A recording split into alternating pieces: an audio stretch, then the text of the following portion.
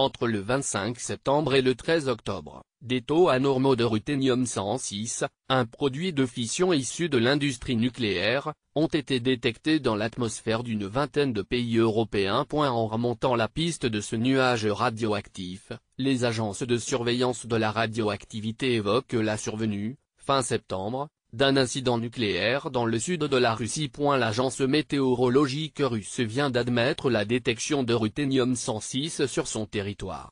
Mais pour le reste, c'est silence radio. 3 hypothèses sont avancées pour expliquer cette pollution, dont la plus probable est un incident dans une complexe militaire russe de retraitement des déchets. Qu'est-ce qui a bien pu se passer dans le sud de l'Oural, en Russie aux alentours du 25 septembre ? À ce jour, subsistent de nombreuses questions et toujours très peu de réponses. Commençons par les certitudes. Il y en a deux.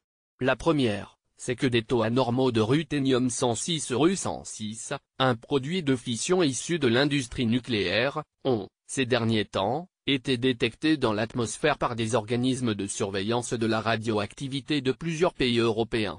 Detection of diaz ruthénium-106 in France and in Europe in late September reçu of first investigation en updated information on the plausibility of the origin of the rolzet /c5.twitter.com/twitter.com/inkmedrsksobk, irsonifrance novembre 9. 2017. Plus de ruthénium-106 depuis le 13 octobre in France. Il s'agit de l'IRSN Institut de radioprotection et de sûreté nucléaire qui dispose d'un réseau de stations de surveillance de l'atmosphère.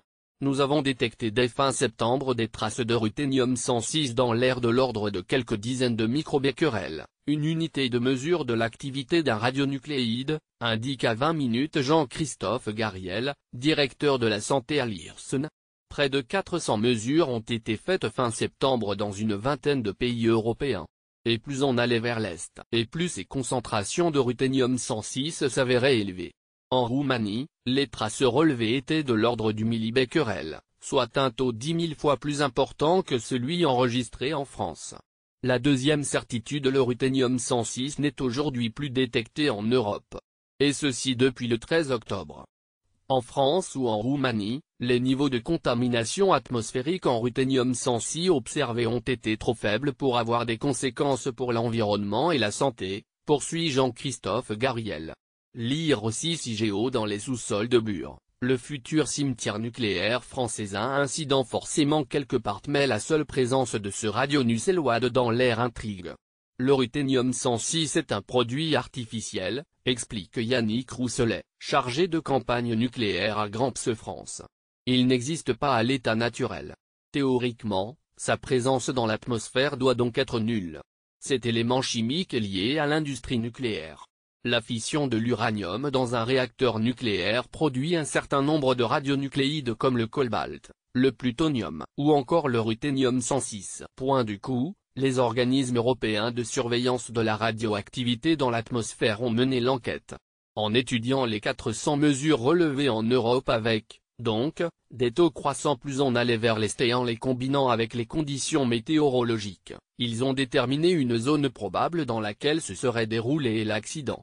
Soit entre la Volga et l'Oural. Rien à signaler côté russe. La zone est large et jamais un accident nucléaire n'y a été signalé ces dernières semaines auprès de l'Agence internationale de l'énergie atomique, alors que la procédure est en théorie obligatoire, précise Yves Marignac, membre des groupes permanents d'experts de l'autorité de sûreté nucléaire et directeur de WIS Paris, un cabinet d'études spécialisé dans l'énergie.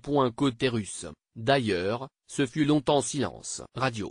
Jusqu'à ce que, ce lundi, Rosgidromet, l'agence russe de météorologie, reconnaisse qu'une concentration extrêmement élevée de ruthénium-106 avait bel et bien été détectée dans l'atmosphère dans plusieurs régions de Russie entre le 25 septembre et le 1er octobre.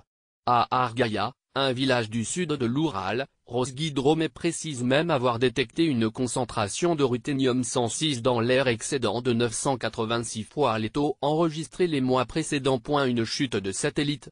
Peu probable, mais ce mardi, Rosatom, la société d'État russe qui gère l'activité de toutes les entreprises du secteur nucléaire en Russie, reste sur la position qu'elle tient depuis le début des relevés. Il n'y a eu ni incident, ni panne sur ses installations nucléaires. Difficile à croire, commente-t-en Yannick Rousselet Marignac. Qu'a-t-il bien pu se passer? 3 hypothèses ont été émises, à ce jour. La première, reprise notamment par les Russes, précise-t-elle.